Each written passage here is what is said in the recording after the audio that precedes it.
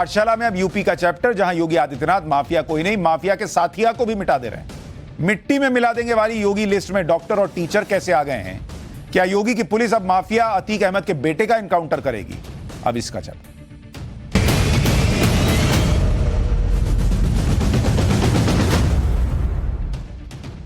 UP में योगी आदित्यनाथ ने mafia को मिट्टी में मिला देने वाली बात हवा में नहीं कही बॉस। सिर्फ माफिया ही नहीं, माफिया के गैंग के गुंडे हों, माफिया से जुड़े हुए दूसरे लोग हों, माफिया के रिश्तेदार हों, माफिया के ब्लैक एंड व्हाइट बिजनेस में शामिल ठेकेदार हों, दूसरे मददगार हो, योगी आदित्यनाथ किसी को नहीं छोड़ने के मूड में। आज बांदा में माफिया डॉन मुख्तार अंसारी के सगे रिश्तेदारों के अवैध निर्माण को ध्वस्त कर दिया गया। बांदा में मुख्तार अंसारी के रिश्तेदार और करीबी इफ्तिखार के घर बुलडोजर लेकर प्रशासन की टीम पहुंची। उसके घर पर बुलडोजर का एक्शन शुरू होने से पहले ढोल नगाड़े बजाकर मुनादी की गई।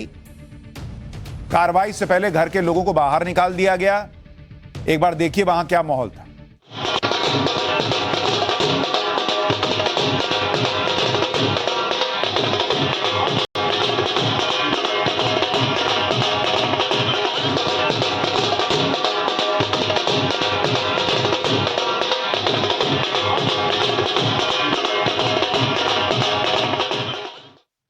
इसके बाद इफ्तिकार के घर पर योगी सरकार का बुलडोजर गर्जा। देखते ही देखते उसका आलीशान मकान मिट्टी में मिला दिया गया। बुलडोजर ने घर के मेन गेट, उसके बगल में बनी दुकान, मकान के छज्जे सब ढा दिए। आरोप है कि सिंचाई विभाग और पीडब्ल्यूडी में ठेकेदार इफ्तिखार मुख्तार अंसारी के परिवार वालों और उसके गुर्गों को सुरक्षित ठिकाने और दूसरी सुविधाएं मुहैया करवाता है, इसलिए यह कार्रवाई हो रही है। बाद में ही इफ्तिखार के माफ कीजिएगा बांदा में ही इफ्तिखार के भाई हाजी रफीकुसमद के घर योगी सरकार का बुलडोजर गर्जा। मुख्तार का करीबी रफीक उसमद भी ठेकेदारी करता है। बांदा में ईदगाह के पास बन रहे उसके नए मकान को बुलडोजर ने ध्वस्त कर दिया। मुख्तार के मददगारों पर यह एक्शन इसलिए हो रहा है, यानी माफिया का साथिया वो भी गया। कहा जा रहा है कि यह वो व्यक्ति है जो उमेश पाल हत्याकांड में आरोपियों को पुलिस से बचाने में मुख्तार अंसारी के गुर्गे जुटे थे। दूसरी वजह यह है कि चित्रकूट जेल में बंद मुख्तार के बेटे अब्बास अंसारी की उसकी पत्नी निखत से जेल में सीक्रेट मुलाकात का मामला भी बताया जा रहा है। मुख्तार अंसारी के बेटे अब्बास अंसारी के चित्रकूट जेल वाले मामले पर भी बड़ा एक्शन लिया जा चुका है। चित्रकूट जेल के निलंबित जेल सुपरिटेंडेंट, जेलर और वार्डन को अरेस्ट किया जा चुका है। चित्रकूट जेल में विधायक अब्बास अंसारी और उसकी पत्नी निखत बानो की नियमों के खिलाफ मुलाकात की एसटीएफ और एसआईटी में जांच चल रही। इस मामले में अब तक 8 लोग अरेस्ट हो चुके हैं। सबसे पहले विधायक की पत्नी निखत और उसके ड्राइवर को अरेस्ट किया गया, फिर डिप्टी जेलर को जेल भेजा गया, समाजवादी पार्टी से जुड़े एक नेता को जेल भेजा गया, जेल कैंटीन सप्लायर को जेल भेजा गया, फिर जेल सुपरिटेंडेंट, जेलर और वार्डर की गिरफ्तारी हो गई। मतलब जेल के अफसरों पर भी कार्रवाई हो गई, क्योंकि उन पर आरोप है कि अब्बास अंसारी और निखत की बेरोक टोक सीक्रेट मीटिंग करवाते थे और सीक्रेट मीटिंग के लिए अब्बास की तरफ से कैश और महंगे गिफ्ट दिए जाते थे। मतलब योगी आदित्यनाथ पेंच कस रहे हैं तो उसमें किसी को नहीं बख्श रहे, सबका मामला टाइट किए दे रहे हैं। मतलब जो अपराधी है वो तो अपराधी है ही, लेकिन जिसने अपराधी की मदद की वो भी अपराधी है। इस बार योगी आदित्यनाथ माफिया के फुल सफाई का प्लान बना चुके हैं, मन बना चुके हैं और इसका धमाकेदार एक्शन प्लान तैयार है। होली के बाद योगी सरकार के बुलडोजर की स्पीड और बढ़ने वाली है। लोग चिल्लाते रहे, उनको फर्क नहीं पड़ रहा, क्योंकि उन्हें कानून का राज स्थापित करना है। अतीक अहमद के करीबियों की लिस्ट तैयार की गई है, बताया जा रहा है, जिन पर बुलडोजर चलेगा। इस लिस्ट में व्यापारी भी हैं, ठेकेदार भी हैं, बिल्डर भी है, डॉक्टर भी है, शैक्षिक संस्थानों के मालिकों के नाम भी हैं, टीचर वगैरह भी हैं। इन लोगों पर माफिया अतीक अहमद को आर्थिक मदद देने का आरोप है। अब 2 मदद, सबका हवा टाइट कर दिए। आरोप है कि ये लोग अतीक अहमद की ब्लैक मनी को व्हाइट में बदलने का काम करते थे। ब्लैक मनी को व्हाइट में बदले, अब पूरा घर जब मलबा बन के गिरेगा तो वो भी व्हाइट व्हाइट ही चूरा नजर आएगा, और क्या बचेगा। योगी आदित्यनाथ फुल मूड में बॉस, छोड़ना नहीं है। लोगों में, अपराधियों में आतंक बैठ जाना चाहिए कि इस यूपी में कानून व्यवस्था है भाई, कानून का राज चलता है और अपराधी की मदद करने के पहले लोगों के हाथ कांपने चाहिए।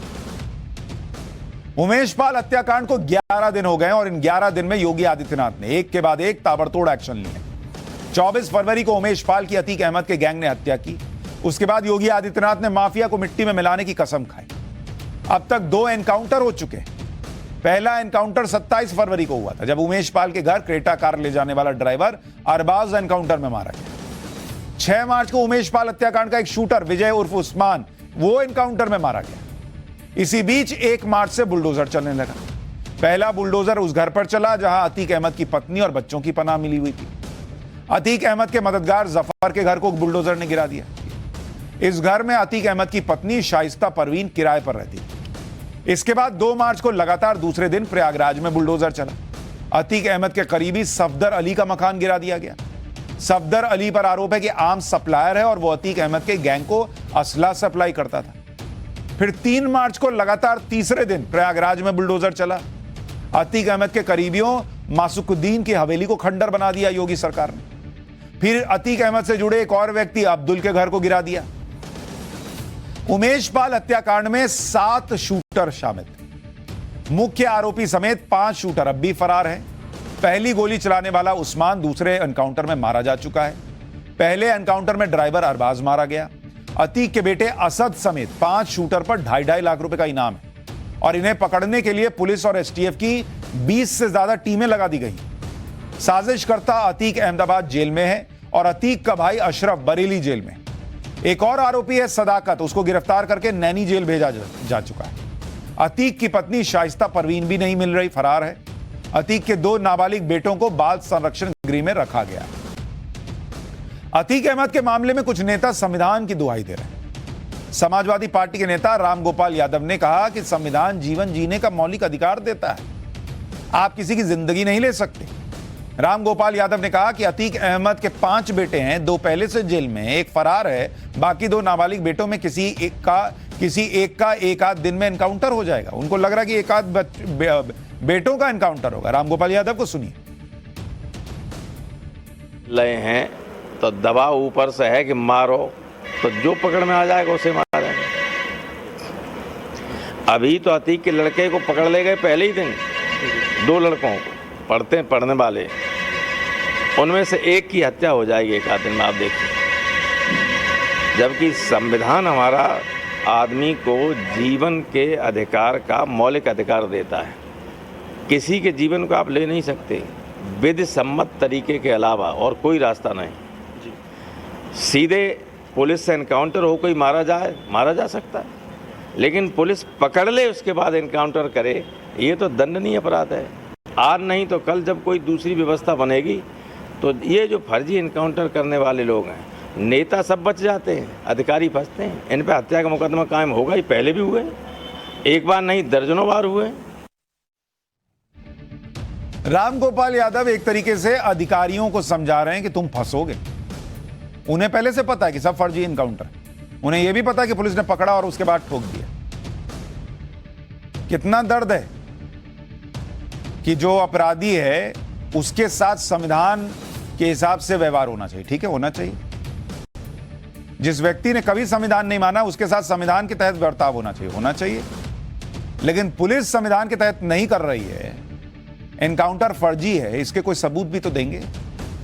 समाजवादी पार्टी के नेता अगर अतीक अहमद के परिवार पर हो रहे एक्शन में हमदर्दी जताने जैसी बातें कर रहे हैं और कानून संविधान की बातें कर रहे हैं, वो ये भूल गए कि यही माफिया जो योगी के बुलडोजर चलने से कांप रहा है, यही माफिया एक वक्त में खुद बुलडोजर चलाकर दूसरों के मकान तोड़ देता था। जिस अतीक अहमद के गुर्गों के घरों पर बुलडोजर चल रहा है, उसी अतीक अहमद के इशारे पर एक वक्त बुलडोजर चला करता था। 2016 की घटना के बारे में बताया जाता कि अतीक अहमद ने कालिंदीपुरम में 3 ऐसे मकानों को बुलडोजर से गिरवा दिया था जिसमें लोग अपने परिवार के साथ रहते थे।